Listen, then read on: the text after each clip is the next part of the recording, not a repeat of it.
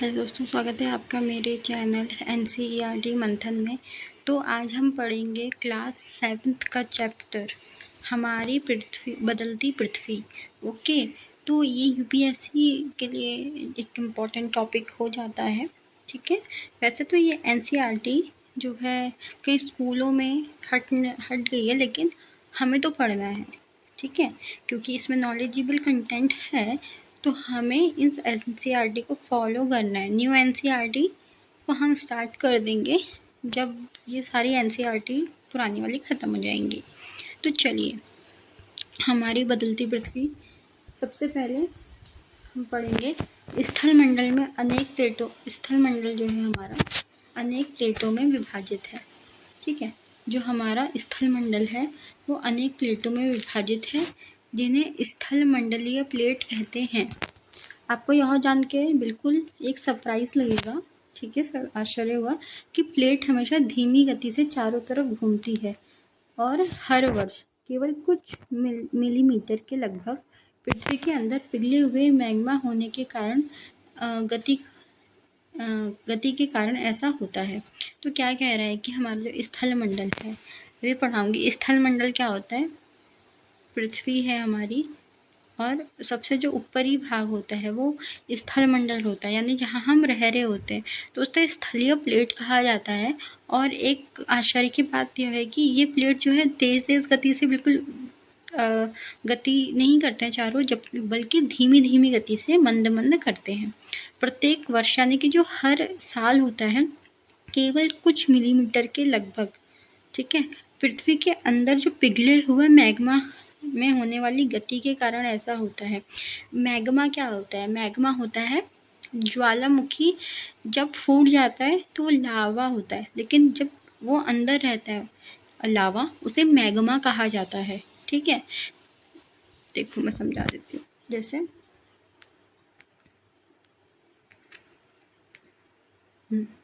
यहाँ पे देखिए, ये ज्वालामुखी है। ठीक है, ये ज्वालामुखी है, और ये फूटने से पहले इसके अंदर जो पदार्थ है वो मैग्मा है, लेकिन जब ये फूट जाता है, ऊपर को आ जाता है इस तरीके से, तो ये लावा बन जाता है। आई थिंक आप समझ पा रहे होंगे जो मैंने कहा। चलिए, पृथ्वी के अंदर पिघला हुआ मैग्मा एक वृत्तीय रूप से घूमता है, यानी कि गोल गोल गोल घूमता है, जैसे मिक्सी घूमती है ना, उसी तरीके से। जैसा कि एक्टिविटी में एक एक्टिविटी दिखाया गया है यहाँ, एक रंगीन कागज की एक छोटी सी गोली लीजिए और इसे जल के आधे भरे बीकर में रख दीजिए। बीकर को तिपाइए, रखकर गर्म करें। जल गर्म होने पर आप देखेंगे गर्म जल की परतों के साथ कागज की जो गोली भी ऊपर उठ जाती है। ठंडे पानी की परतों के साथ यह गोली नीचे बैठती है और पृथ्वी के अंदर स्थित पिघला हुआ मैग्मा इसी प्रकार गति करता है। ठीक है, कुछ नहीं है, बस उसके अंदर एक रंगीन कागज़ डाल दिया है, उसका गोला बना के फिर वो जो उसे हमने रख दिया तो वो खुलने लग गया, वो परत जो है। ठीक है, इसी प्रकार से जो मैंने आपको मैग्मा वाला बताया वही कॉन्सेप्ट है। प्लेट इसी गति के कारण पृथ्वी की सतह में परिवर्तन हो जाता है। ठीक है, देखो, इसी प्लेट जो गति करता है पृथ्वी की सतह में, मतलब वो ठंडा होगा ना तो जम जाएगा बाहर आके। पृथ्वी की गति को उन बलों के आधार पर विभाजित किया जाता है जिसके कारण ये गतियाँ उत्पन्न हुई हैं। आंतरिक भाग में घटित होते हैं, जैसे अंतर्बलीय एंडोजेनिक फोर्स और एक्सोजेनिक फोर्स, अंतर्जनित और बहिर्जनित बल। ठीक है, एंडोजेनिक और एक्सोजेनिक फोर्स कहते हैं। अंतर्गत बल कभी आकस्मिक गति से उत्पन्न करते हैं, जैसे भूकंप आते हैं, जो आकस्मिक गति से आता है ना, जो भूकंप अचानक से, वो तो क्या बोलते हैं, इतना नुकसान नहीं करता है, लेकिन जो पृथ्वी के अंदर धीमी धीमी गति से, मंद गति से आने वाला जो भूकंप होता है ना, वो बहुत खतरनाक हो जाता है फिर हमारी पृथ्वी के लिए। भूकंप एवं ज्वालामुखी जैसी आकस्मिक गति के कारण पृथ्वी की सतह पर अत्यधिक हानि होती है। बिल्कुल, अगर भूकंप आएगा, ज्वालामुखी आएगा, तो बहुत ज़्यादा क्या होगा, पृथ्वी की जो सतह है, पृथ्वी का जो भाग है, जो ऊपर की लेयर, वो बहुत ज़्यादा क्या हो जाएगी, हानि पहुँचेगी। देखो यहाँ पे ये बहुत इम्पोर्टेंट वाला पार्ट है जो मैं बताने जा रही हूँ। पृथ्वी की गतियाँ हम पढ़ रहे हैं, ठीक है। तो इसमें है एक जो हमने पढ़ा अंतर्जनित बल और बहिर्जनित बल, एंडोजेनिक एंड एक्सोजेनिक फोर्स। तो जो अंतर्जलीय बल है उसमें एक आकस्मिक बल आता है और एक पटल विरूपण बल आता है। आकस्मिक बल में आता है भूकंप, ज्वालामुखी, भूस्खलन, और पटल विरूपण बल में आता है पर्वत निर्माणकाली बल। जो एंडोजेनिक या एक्सोजेनिक फोर्स है, बहिर्जनित बल, उसमें अपरदन और निक्षेपण आता है, जिसमें नदी बहता है, पवन है, समुद्री तरंग है और हिमनद है। ठीक, याद करो इसको कि पृथ्वी की गतियां हैं दो, अंतर्जनित बल और बहिर्जनित बल, इंडोजेनिक और एक्सोजेनिक। अंतर्जनित बल में क्या है, आपका एक पटल विरूपण वाला भाग है और एक आकस्मिक बल है। आकस्मिक बल के अंदर भूकंप है, ज्वालामुखी है, भूस्खलन है। वहीं पटल विरूपण के अंदर पर्वत निर्माणकारी बल है। बहिर्जनित बल जो है उसमें अपरदन और निक्षेपण होता है। ये बताती हूँ अभी क्या होता है। नदी बहता जल आता है, इसमें पवन है, समुद्री तरंगे हैं और हिमनद है। स्थल मंडलीय प्लेट क्या होती है, भूपर्पटी में अनेक बड़ी यानी लेयर में जो होता है अनेक बड़ी एवं कुछ छोटी कठोर असमान आकार की प्लेटें होती हैं, जिन पे महाद्वीप एवं महासागर की सतह टिकी है।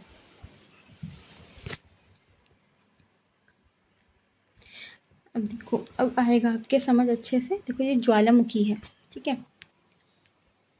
ज्वालामुखी भूपर्पटी पर एक खुला छिद्र होता है, ठीक है, जिससे पिघले हुए पदार्थ अचानक निकलते हैं, ठीक है। जैसे यहाँ एंडोजेनिक और एक्सोजेनिक है। एंडो माने अंतः और एक्सो माने बाह्य, यानी एंडो माने होता है अंदर और एक्सो माने होता है बाहर, और जेनिक माने होती है उत्पत्ति। तो ये होता है एंडोजेनिक एंड एक्सोजेनिक, यानी ये ऊपर एंडोजेनिक क्या होता है अंदर, यानी कि अंतर्जनित बल, और एक्सो होता है बाह्य जलित बल, ठीक है, जनित बल। अब देखिए ये एक ज्वालामुखी का चित्र है। इसके जो ऊपर है क्रेटर है, ठीक है, ये क्या है, क्रेटर। इसे बोलते जो ऊपर ज्वालामुखी का छेद होता है ना ऊपर से सबसे टॉप में, उसे क्रेटर बोलते हैं। ये निकास होता है यानी वेंट, और ये लावा है जो यहाँ से निकल रही है, मेंटल है, जो हमने पिछले ये तो मैंने अभी पढ़ाया नहीं पिछला चैप्टर, क्योंकि यहीं से मैंने उसके नोट्स बना के समझाने थे, पर अभी बता दूँ क्या होता है। और ये है परपटी, ठीक है, परपटी नीचे होता है मेंटल, और ये है एक ज्वालामुखी। देखो मेंटल बता देती हूँ क्या होता है। वैसे तो आपने चैप्टर पढ़ लिया होगा, लेकिन फिर भी मैंने नहीं पढ़ा रखा वाला चैप्टर, लेकिन मैं आपको यहाँ समझा रही हूँ क्योंकि आपने कहीं ना कहीं से तो पढ़ा ही होगा। ये देखिए, जैसे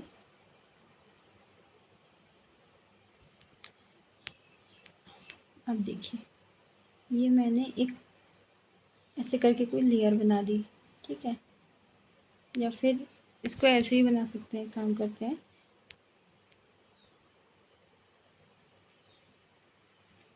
ऐसे बना देते हैं, ठीक है। देखो जो ऊपर वाला भाग है इसे कहते हैं क्रस्ट, ठीक है, और नीचे वाला जो भाग है बीच का इसे कहते हैं मेंटल, और नीचे वाला जो होता है वो होता है क्रोड, क्रस्ट मेंटल क्रोड, ठीक है। और जो मेंटल होता है, ठीक है, वो सिलिका, ठीक है, सिलिका से बना होता है। ये होता है सियाल से, सिलिका और एल्यूमिनियम से क्रस्ट बना होता है, और ये होता है सियाल और मैग्नीशियम। ये जो मेंटल बना होता है सियाल और मैग्नीशियम से बनता है, वहीं जो क्रोड है वो आयरन और निकल से बनता है, ठीक है। तो ये जो बीच का पार्ट है, अब ये समझ लीजिए कि ये है मेंटल, पृथ्वी के जो बीच का मध्य होता है उसे कहते हैं मेंटल। और मेंटल के भी 3 लेयर होते हैं, मध्य मेंटल होता है, उच्च मेंटल और निम्न मेंटल, ठीक है।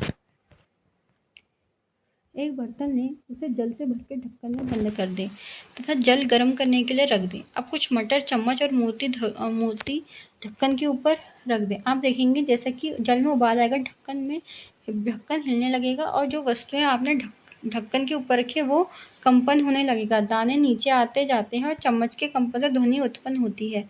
इस भांति जब भूकंप आते हैं तो पृथ्वी में कंपन उत्पन्न होने लगते हैं। इसी प्रकार स्थलीय मंडलीय प्लेटों की गति करने पर पृथ्वी की सतह पर कंपन होता है। यह कंपन पृथ्वी के चारों ओर गति करता है। इस कंपन में भूकंप कहते हैं। भूपर्पट्टी के नीचे वह स्थान जहाँ कंपन आरंभ होता है उद्गम केंद्र कहलाता है। ठीक है, जहाँ से कंपन की शुरुआत होगी वो उद्गम केंद्र कहलाएगा। और उद्गम केंद्र के भू सतह पर निकटतम स्थान में अधिकेंद्र फोकस कहलाएगा। ठीक है, अधिकेंद्र से कंपन बाहर की ओर तरंगों के रूप में गमन करती है और अधिकेंद्र निकटतम भाग में सर्वाधिक हानि होती है। अधिकेंद्र से दूसरे बढ़ने के साथ भूकंप की तीव्रता धीरे धीरे कम होती जाती है। ये क्या बोल रहा है कि जो भूपर्पट्टी है उसके जो नीचे वाला जो स्थान होता है जहाँ से कंपन जब है आरंभ हो जाता है उसे उद्गम केंद्र कहते हैं, और जब धीरे धीरे कंपन बाहर आने की ओर तो उसे अधिकेंद्र कहते हैं। अधिकेंद्र से दूरी बढ़ने के साथ भूकंप की जो तीव्रता है वो कम हो जाती है। ये देखिए उद्गम केंद्र, वह स्थान जहाँ भूकंप उत्पन्न होता है वह भूकंप ऊर्जा के उद्गम केंद्र कहलाते हैं। और ये है अधिकेंद्र, यहाँ है प्लेट सीमा और भूकंपीय तरंग के सभी दिशाओं में बाहर आ जाती है। ऐसे भूकंपीय तरंगें 3 प्रकार की होती हैं, पी तरंग, एस तरंग और एल तरंग। पी तरंग होती है अनुदैर्ध्य तरंग और एस तरंग होती है अनुप्रस्थ तरंग। एल तरंग अथवा जो होता है पृष्ठीय तरंगें होती हैं। इन तरंगों के गुणधर्म विश्वकोश से ज्ञान करने का प्रयास कीजिए। यद्यपि भूकंप की भविष्यवाणी संभव नहीं है, लेकिन यदि हम पहले से ही तैयार हों तो इसके प्रभाव को निश्चित रूप से कम किया जा सकता है। स्थानीय लोग कुछ सामान्य तरीकों से भूकंप की संभावना का अनुमान लगाते हैं, जैसे जानवरों के व्यवहार का अध्ययन, तालाबों में मछलियों की उत्तेजना, सांपों का धरातल पे आना। ठीक है, तो इस तरीके से हम जो है भूकंप का पता लगा, जैसे जानवरों के व्यवहार में कुछ परिवर्तन आ गया, मछलियों की उत्तेजना हमने देख ली, सांपों के धरातल पे आने का हम मतलब कुछ अनुमान लगा के हम देख सकते हैं कि क्या होने वाला है। और सबसे पहले जानवरों को तो पता ही चल जाता है क्या होने वाला है। ये सबसे बड़ी विशेषता है। गुजरात में भूकंप द्वारा विनाश, ये देखिए। और अभी हाल ही में आप देख सकते हैं उत्तरकाशी में, उत्तराखंड में जो है आपका जो ऐसा बोला जा रहा है या तो यहाँ पे ग्लेशियर पिघल गए हैं या तो वहाँ पे बादल फटने की घटना हो गई है। लेकिन अंततः जो है जब अध्ययन किया गया तो उसका जो कारण है वो ग्लेशियर का जो है पिघलना ही बता रहा है। तो देखिए, हम प्रकृति के साथ छेड़छाड़ करेंगे तो हमें कुछ ना कुछ भुगतना ही पड़ेगा। ठीक है, तो वो जो घटना थी बहुत मात्र 40 सेकंड के अंदर हो गई थी। तो वो अभी रिसेंट का एग्जाम्पल है जो आपको बहुत अच्छे से समझ आ जाएगा। ठीक है, और आप इससे को रिलेट भी कर सकते हैं। ठीक है, भूकंप तो नहीं आया था लेकिन ग्लेशियर पिघलने के कारण बहुत बड़ी बाढ़ का सामना करना, मात्र 40 सेकंड के भीतर ही सब कुछ तहस नहस हो गया वहाँ। भुज में भूकंप के झटके, 26 जनवरी 2001 को भुज शहर में रिक्टर स्केल में 6.9 की तीव्रता वाले भीषण भूकंप आए। देखो, रिक्टर स्केल में जो है भूकंप को नापा जाता है और 26 जनवरी 2001 की ये घटना है। ठीक है, और इस घटना में भीषण भूकंप आया। स्कूल सर्वाधिक प्रभावित, स्कूल की इमारतें गिरने से कम 971 छात्र एवं 31 शिक्षकों की मौत की आशंका है। भुज में निराशाजनक रहा। भूकंप के 3 दिन बाद हर व्यक्ति तक भोजन केवल दवाएं आदि न पहुंचने का हालत चिंताजनक। भुज की तबाही, फोन लाइन, जल पाइपलाइन, विद्युत स्टेशन एवं संचार लाइन सभी अवरोध हो गए, शहर में आ गए। चारकोल एवं अंगीठियों से पलटने के कारण अनेक स्थानों पर आग। भूकंपीय प्रभावित क्षेत्र, आपातकाल की घोषणा, राष्ट्रपति ने आपातकाल की स्थिति की घोषणा की। मुख्यमंत्री की केंद्र से अपील, गुजरात सरकार ने इस संकट का सामना करने के लिए केंद्र में वित्तीय सहायता मांगी थी। भूकंप का मापन एक यंत्र से किया जाता है जिसे भूकंप लेखी कहते हैं। भूकंप यानी कि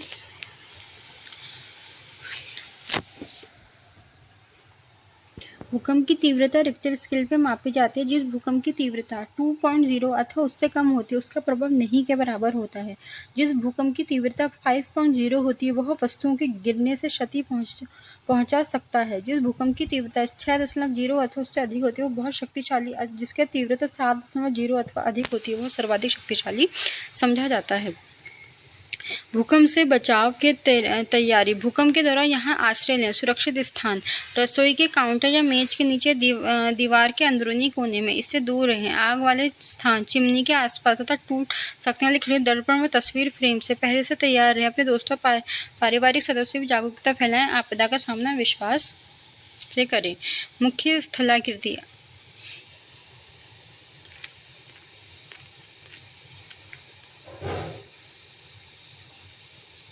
मुझे लगता है अभी जो है 15 मिनट के, ये बहुत लोग 15 मिनट से ही हो जाते हैं, तो हम इतना ही करते हैं। इसे अगर आया मतलब डिमांड आई कि पार्ट 2 भी आए तो पार्ट 2 आ जाएगा इसके आगे का। तो अभी मैं इतना ही करती हूँ। धन्यवाद दोस्तों। अगर वीडियो पसंद आए तो प्लीज़ कमेंट में बताना कि आगे पढ़ाना है इस चैप्टर को कि नहीं। ठीक है, धन्यवाद आप।